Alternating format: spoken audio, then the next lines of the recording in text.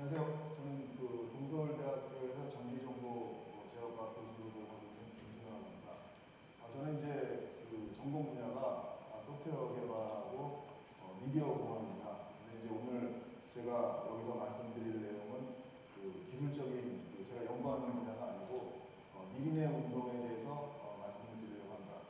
제가 연구하는 분야도 좀 말씀드릴 게 좀 있긴 한데 그거는 이제 다음 기회가 또 주어진다고 하면 그때 한번 확인하고 시작해 보도록 하겠습니다. 먼저 미리네 메뉴로 변신을 한 다음에 시작합니다.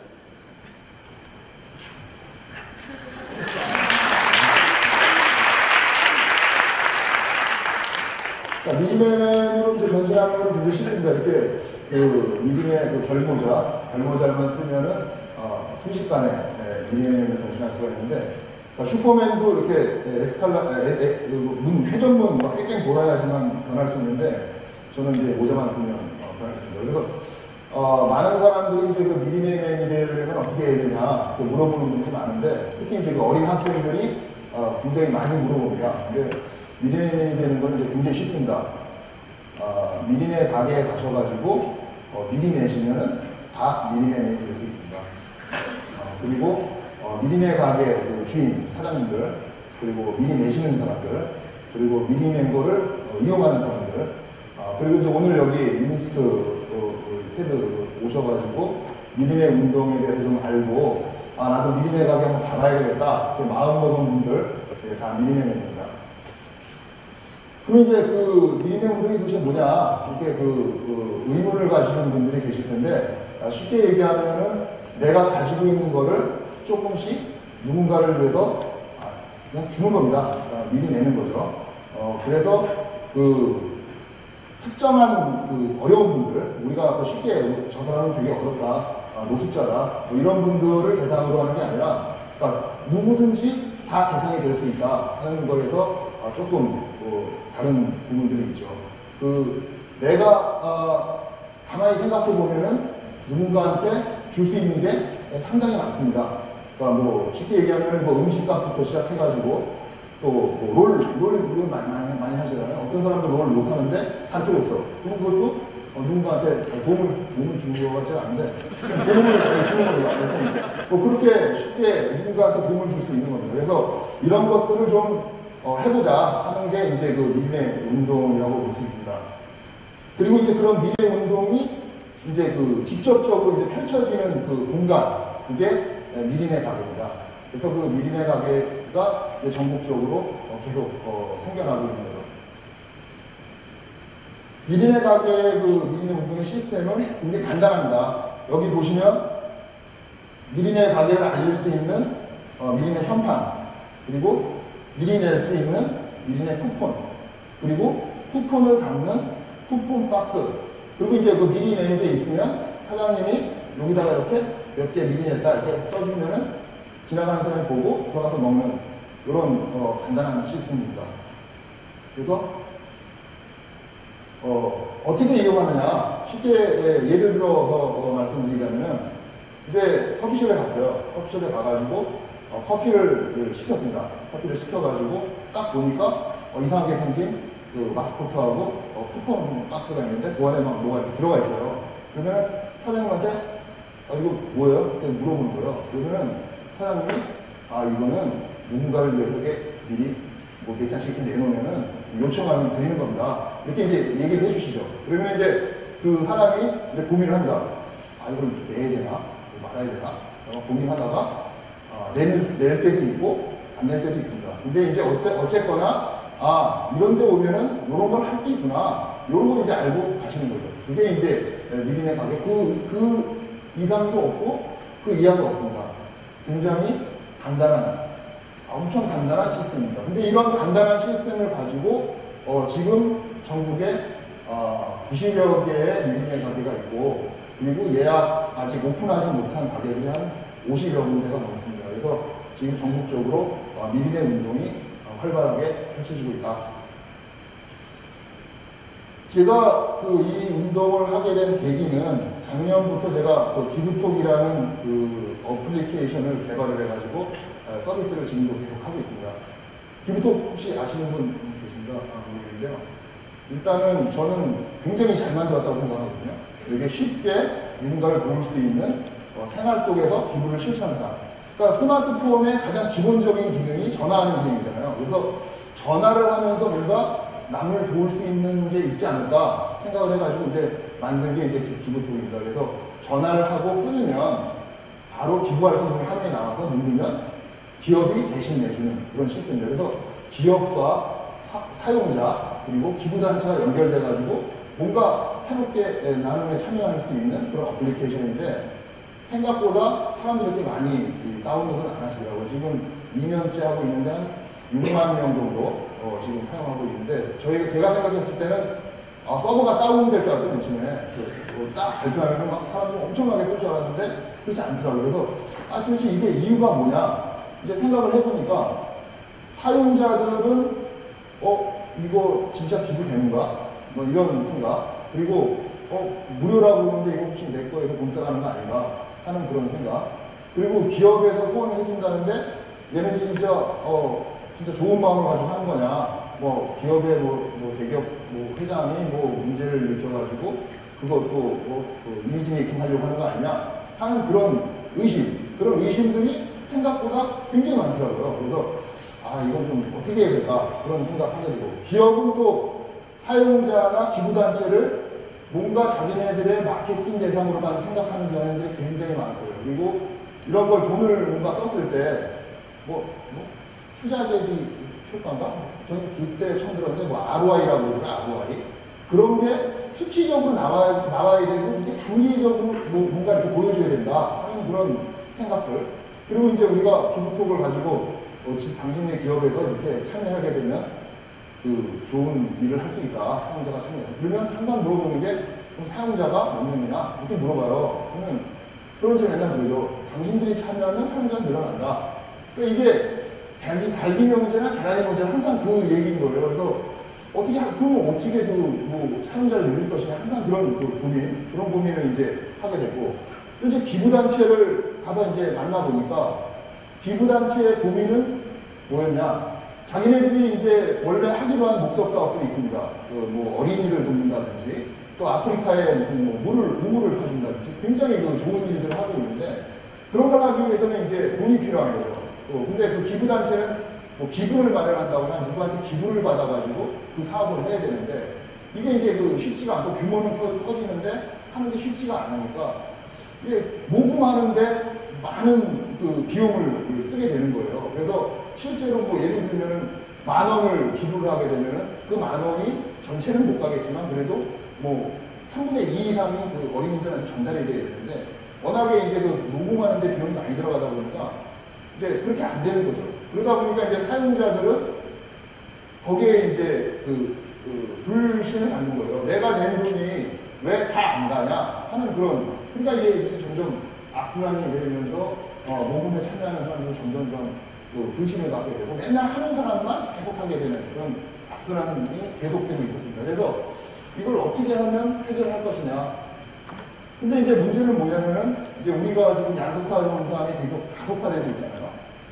1%가 우리나라 99%의 부를 다 가지고 있는 그런 구조. 이게 이제 우리나라뿐만이 아니고 전 세계적인 현상이라는 거예요. 그래서 부의 격차는 점점 벌어지고 그리고 도와줄 사람들은 점점점 많아지고 그러다 보니까 이제 새로운 시스템들은 좋다고 하면서 나오고 근데 계속 이게 잘 안 되는 거예요. 그래서 이게 왜 안 될까? 그래서 엄청 이제 고민을 많이 했는데 이건 사회적인 문제가 아니라 당장 기부톡을 만들어서 내가 돈을 많이 썼는데 그걸 갖다가 회복을 하지는 못하니까 근데 이제 그런 고민들이 이제 많았던 거예요. 그래서 이게 왜 안 될까? 그러다가 이제 생각을 해보니까 이런 문제뿐만 아니라 또 문제가 또 있더라고요. 뭐냐면 이 소상공인들의 문제입니다.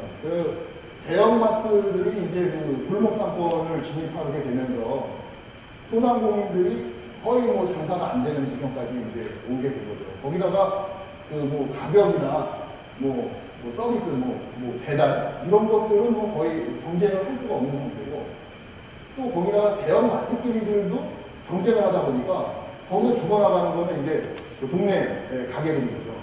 그래서 이제 이런 가게들이 굉장히 힘들어지는 상황이 있다 보니까 법적인 규제를 하고 또 소상공인 활성화 정책도 나오고 하지만 안 되는 거예요.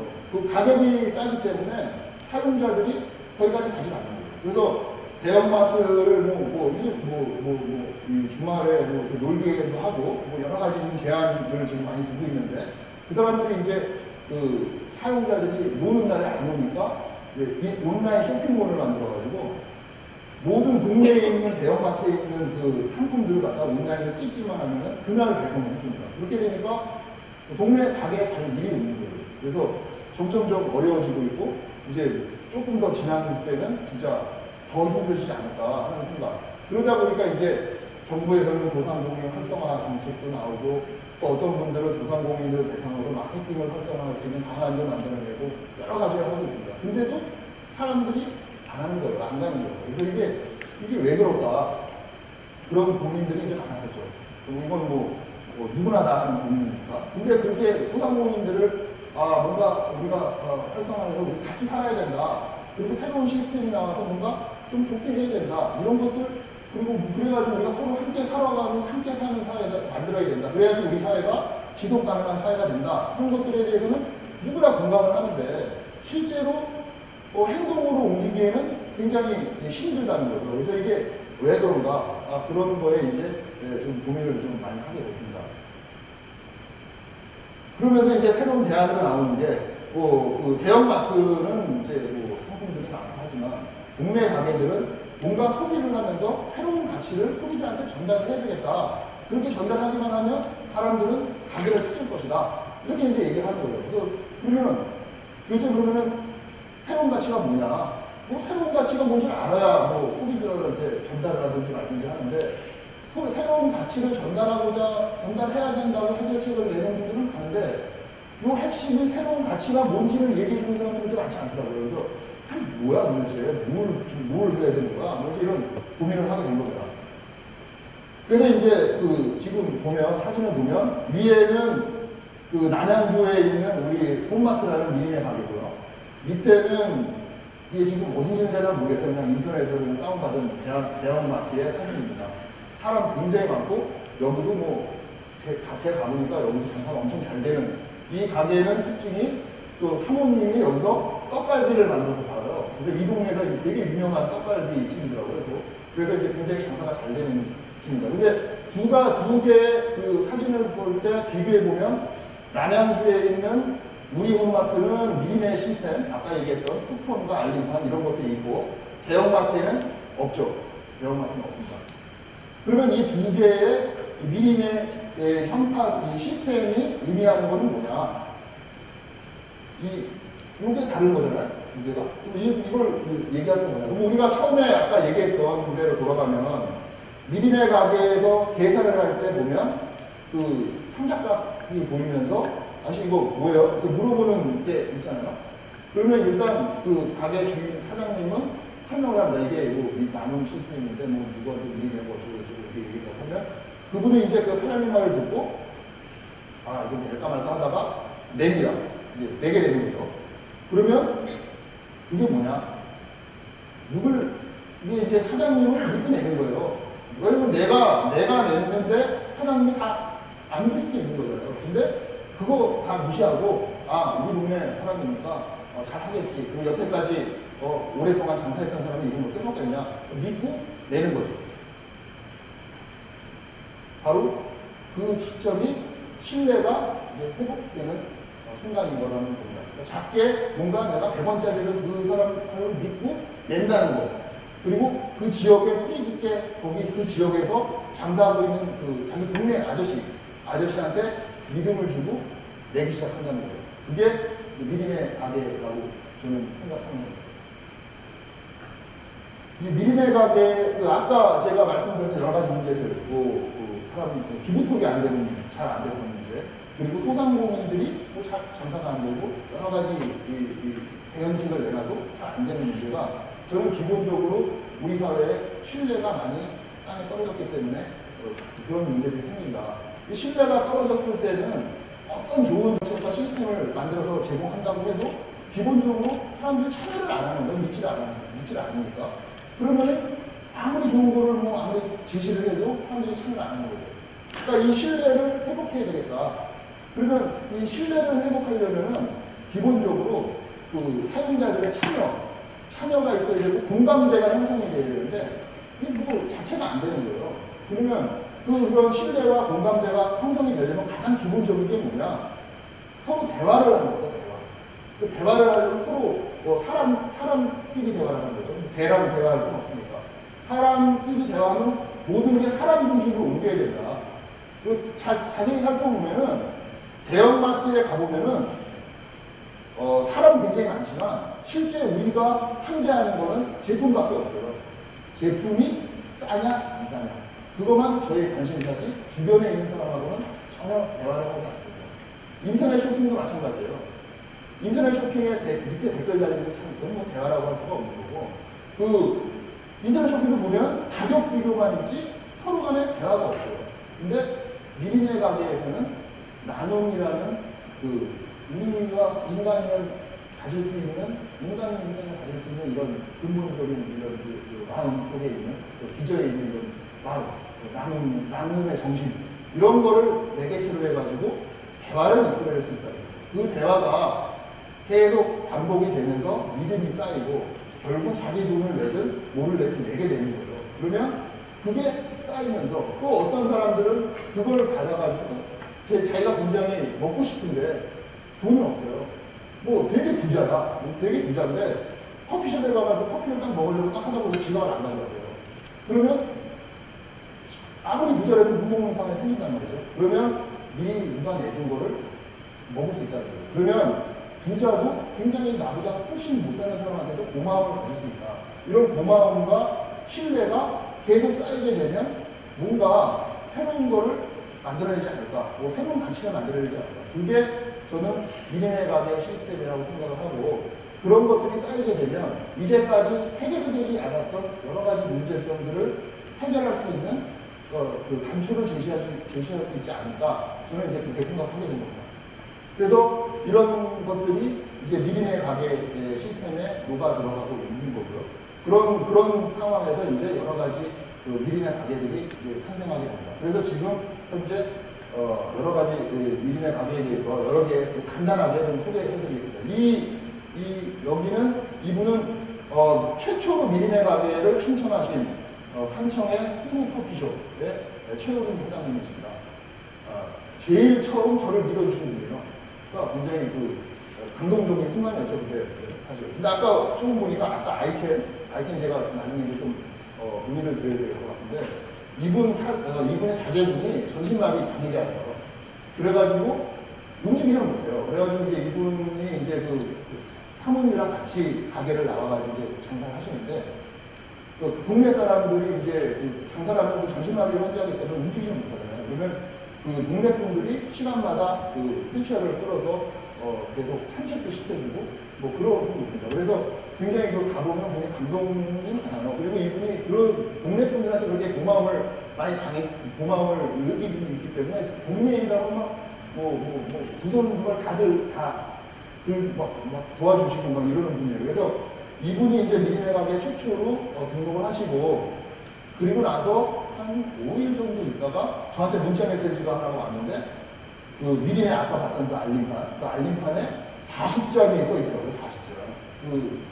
누가 와서 그 동네 사람들 드시라고 낸 그 커피 미리 낸 게 40장 이상이 쌓여 있는 거예요. 그래서 저도 엄청 깜짝 놀랐죠. 이런 분들이 아직도 있나. 저는 애초에 뭐 그냥 처음에는 그냥 방신간이하고 시작을 했었기 때문에 근데 실제로 있더라고요. 그래서 굉장히 제가 존경하는 사장님입니다. 두 번째는 군포에 있는 고재영 빵집입니다. 여기는 미리네 가게 하기 전부터 나눔 빵집으로 굉장히 유명했던 분이고 이런 강연도 굉장히 많이 했던 분이에요. 근데 이분이 저한테 전화를 주셔가지고 나도 미리네 가게를 해보겠다. 저 실제로 이렇게 서로 만난 적은 없었거든요. 근데 전화를 하셔가지고 하시겠다 그래가지고 깜짝 놀랐어요. 깜짝 놀랐는데 그리고 나서 이제 이분이 이제 미리네 가게를 하시고 나서부터 전국에 있는 빵집들이 거의 다 지금 이 고재영 빵집에 참여하시면서 많이 연락을 해주시고 이분이 또 빵집에 이런 무슨 네트워크가 또 있나 보더라고요. 거기서 미리네 가게를 해라 이렇게 하셔가지고 굉장히 지금 많이 참여를 하고 계십니다. 여기는 그 광명에 있는 왕족발집인데요. 여기가 2대째 족발을 하고 있는 집인데 족발집으로 굉장히 유명한 집이고 광명에서는 거의 모르는 사람이 없는 그런 집입니다. 그리고 방송 출연도 굉장히 많이 하셨고요. 또 그 삶의 체험 현장 거기에도 또 김웅국 씨가 나가서 여기서 삶의 체험 현장 했던 그런 가게입니다. 근데 여기서도 신청해 주신 거예요. 그래서 저는 맨 처음에 족발집에서 뭔가 하고 딱 갔는데 가니까 사람들이 줄을 서서 먹는 그런 가게인 거예요. 그래서 깜짝 놀랐는데 지금 뭐 엄청나게 그 봉사활동과 이런 기부 이런 것도 굉장히 많이 하고 계시는 분입니다. 그래서 이분이 들어오면서 광명시에 이제 소문이 나기 시작한 거예요. 그래서 지금은 이제 신청 들어오는데 광명에 한 5군데가 계속 이제 신청해서 이제 오픈할 예정입니다. 그리고 여기는 이제 그 사장님, 여기 이제 홍은동에 있는 그 주먹밥집인데요. 사장님이 이제 맨날 말씀하신 자기네 가게는 학생들 놀이터다 이렇게 얘기를 하시는데 그 명지대학교 앞에 있거든요, 이 가게가. 그래서 그 가게 주변에 명지고등학교, 명지중학교, 명지해가지고 명지학원 그 재단이 학교가 한 7개, 8개가 된대요.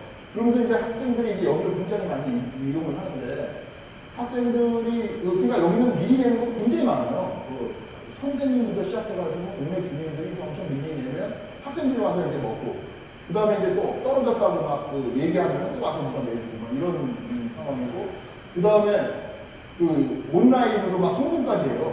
그리고 어떤 분은 자동이체를 시켜놨대. 그 미리 내라고. 그래서 굉장히 이분도 되게 희한한 걸 많이 하시고 뭐 헌혈증 같은 것도 막 기부하시고 그 다음에 또 뭐 요즘에는 휴대폰 모아요. 휴대폰. 그래서 휴대폰을 또 왜 모으냐 그랬더니만 뭐 휴대폰을 모아서 재활용을 하려면 오라부탄을 뭐 살릴 수 있다고 그러더라고요. 그래서 그런 것도 이렇게 막 자기가 스스로 나서서 하시는 분이십니다. 그리고 이분은 그 합정동에 있는 그 노피디네 콩국문집이라는 그 카페인데 이분이 이제 그 원래가 문화 PD, 그 공연 기획하던 PD였었어요. 그래가지고 이제 그 자기가 카페를 내면서 뭐 인디 밴드나 또 젊은 예술인들이 공연할 때, 전시할 때가 없을 때 이 카페를 그냥 무상으로 대여해 주십니다. 그래가지고 우리가 잘 아는 그 장미여관 아시죠? 장미여관. 그 동숙이 그 바로 옆집 살아요. 그래가지고 그 밴드가 최초로 라이브 공연했던 카페가 여기 방송 나오기 전에 지금은 지금 스타가 돼가지고 얼굴 보기 쉽지 않다고 얘기를 하더라고요. 근데 이분은 이제 그 로스팅도 직접 하시고 공정무역 커피를 이제 판매하는 가게입니다. 그리고 여기 옆에는 대구에 우리 그 미리네 가게를 전폭적으로 후원해주고 있는 대구의 그 사회적 기업 인세피아라는 사회적 기업이고요. 여기는 또 장애인 고용 기업입니다. 그래서 인세피아에 있는 제품을 사게 되면 장애인한테 더 고용할 수 있는 그런 그 효과를 낼 수 있죠. 그리고 여기는 인제에 있는 가게인데 여기는 그 예비 사회적 기업이에요. 초록색이라고. 여기는 뭐 하는 데냐면 중고 PC를 모아가지고 수리한 그걸 가지고 어려운 분들, 노인분들이 중 PC가 없는 분들 가정에 보급하는 사업을 하고 계시는 분입니다. 그리고 여기는 이제 울산에 있는 가게인데요. 여기는 이제 마을 기업입니다. 그래서 여기 울산에 있는 엄마의 다락방, 여기는 그 주부님들이 모여가지고 수공예품, 폼패션 제품들 이런 걸 만들어가지고 팔고 그 수익금을 다시 그 마을에 환원하는 그런 기업이에요. 여기 아낌없이 주는 나무는 그 문패나 또 이 명패 이런 것들을 나무로 만드는 기업인데 전국의 문패를 다시 부활시키겠다 그런 목표로 지금 열심히 사업을 하고 계신데 굉장히 매출액이 높은 우량 마을 기업입니다. 여기 보면은 우수 마을 기업이라고 써있잖아요. 굉장히 매출액이 굉장히 높은 마을 기업입니다. 그래서 이게 지금 처음에는 미리네 가게가 동네에 있는 가게들, 뭐 떡볶이집, 그 다음에 뭐 미용실, 그 다음에 커피숍, 이런 데서 이제 참여를 하다가 지금 조금씩 진행을 하면서 이런 소상공인뿐만이 아니고 마을 기업, 그리고 사회적 기업, 그 다음에 최근에 이제 소셜벤처, 뭐 이런 기업들이 미리네 가게로 이제 합류를 하게 됩니다. 그러면은 아까 얘기했던 공정무역 커피, 공정무역 커피라는 게 뭐예요? 그거를 사게 되면 아프리카에 있는 사람들이 일했던 노동력의 대가를 그냥 인정해주고 지불해주는 거잖아요. 그러면서 거기 있는 사람들이 좀 더 편하게 살 수 있고 자기의 노동력을 갖다가 착취당하지 않게 해주는 그런 것들을 이제 우리는 공정무역이라고 얘기를 한다. 그리고 소상공인도 사실은 제가 봤을 때는 공정무역이에요. 자기가 만든 걸 갖다가 정상적인 가격에 내놓으면 우리가 가서 사주면 그분들이 먹고 살 수 있는 거기 때문에 이것도 공정력이라 뭐 아프리카 커피만 공정력이 아니라 우리 주변에 있는 가게들이 전부 공정력을 하고 있는 겁니다. 그런데 마을 기업은 뭐냐면은 마을에 있는 사람들이 모여서 뭔가 만들어서 수익 사업을 내면 그거 자기들이 먹고 살면서 또 남는 수익금으로 다시 마을에 다시 환원하는 이런 뭐 새로운 가치를 만들어내는 그런 기업인 거예요. 그리고 사회적 기업은 뭐 우리가 알고 있는 여러 가지 사회적 문제를 해결하기 위해서 기업을 하는 거예요. 그래서 거기서 나온 수익금으로 여러 가지 일을 합니다. 아까 얘기했던 임세피아 같은 경우에는 자기네들이 버는 돈으로 청각장애인을 고용을 해가지고 거기서 뭔가 새로 부가가치를 만들어내는 일을 하는 거고, 또 안성에 있는 현대 FMB라는 회사는 외국인 노동자를 계속 고용하는 그런 사회적 기업이고, 그 다음에 뭐 여러 가지 지금 사회적 기업들이 지금 계속 합류하고 있는데 각자마다 자신들의 사회적 미션이 있어요. 그 기업의 제품을 사주기만 하면 그 미션이 해결이 되는 거예요. 그런 면으로 봤을 때 우리 미리네 가게에서는 내가 원하는 거를 사기만 하면, 미리네 가게에 있는 제품이나 미리네 가게에 참여했던 회사의 제품을 사기만 하면 아까 얘기했던 새로운 사회적 가치를 실현할 수 있겠다. 그렇잖아요. 그러니까 뭐 내가 굳이 미리 내지 않아도 거기 있는 제품을 구입하고 그분들하고 계속 대화하면서 신뢰가 쌓여가지고 뭔가 가게가 계속 확장돼 나가면 그 자체가 사회적 가치를 실현하는 거다. 만약에 인쇄표에 있는 제품을 샀다. 그러면 나는 그 제품을 삼으로써 그 회사의 사회적 가치를 실현해 주는 거예요. 그러면 굳이 우리 가게는 뭘 하는 가게입니다 얘기하지 않아도 그냥 거기서 사기만 하면 새로운 가치를 만들어낸다. 이게 우리가 해야 될 일이 아닌가 하는 거죠. 이게 미리네 가게입니다. 그래서 미리네 가게는 미리네 운동이 나눔 운동이지만 기본적으로는 신뢰회복 운동이면서 새로운 소비의 패러다임을 만들 수 있는 그런 구조를 갖춰 나가고 있다. 사실은 그런 거를 계속 연구하고 또 적용을 하려고 지금 준비 중에 있습니다. 그런 거를 우리는 새로운 소비의 패러다임이다. 이거는 뭔가 내가 편하기 위해서 사는 게 아니라 내가 원하는 편하게 됐던 뭐가 됐든 내가 원하는 거를 사면서 새로운 사회적 가치를 실현할 수 있는 플랫폼, 새로운 커머스, 이걸 우리는 M 커머스라고 부르자 제가 주장하고 있는 거죠. 네, 그거를 이 M은 이제 미리네 M인 거죠. 그래서 우리는 모두 미리네 운동에 참여했으면 좋겠다. 그랬을 때 뭔가 새로운 걸 자꾸 뭔가를 새로운 가치를 만들어내려고 고민하지 말고 이미 그런 거 하고 있는 사람들을 실현시킬 수 있도록 우리가 도와주자. 이런 것들이 이제 미리네 운동의 핵심 가치다. 이렇게 저는 판단하고 있습니다. 그러면 이 미리네 M-커머스는 기본적으로 신뢰 기반입니다.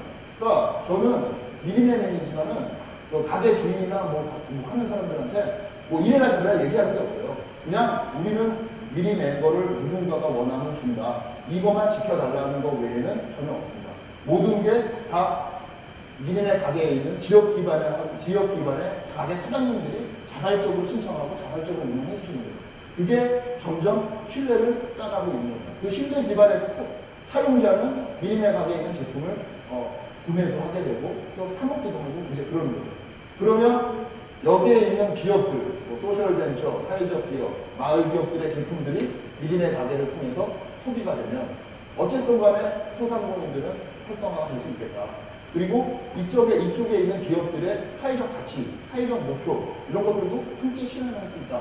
그리고 기업들이 얘기하는 사회적 책임, 공유 가치 이런 것들도 이 사용자의 참여를 통해서 해결해낼 수 있지 않을까 하는 것들이 이제 그 M-커머스의 구조도입니다. 구조도. 네. 그래서 미리네 가게에서는 돈을 미리 내는 게 아니고, 우리가 뭔가를 서로 나눌 수 있다. 그리고 내가 뭔가를 함으로써 남들한테 도움을 줄 수 있다. 그리고 남이 도와준 거를 고마운 마음을 가지고 받아야 돼요. 사실은. 요즘에는 고마운 마음을 갖는 사람들이 별로 없어요.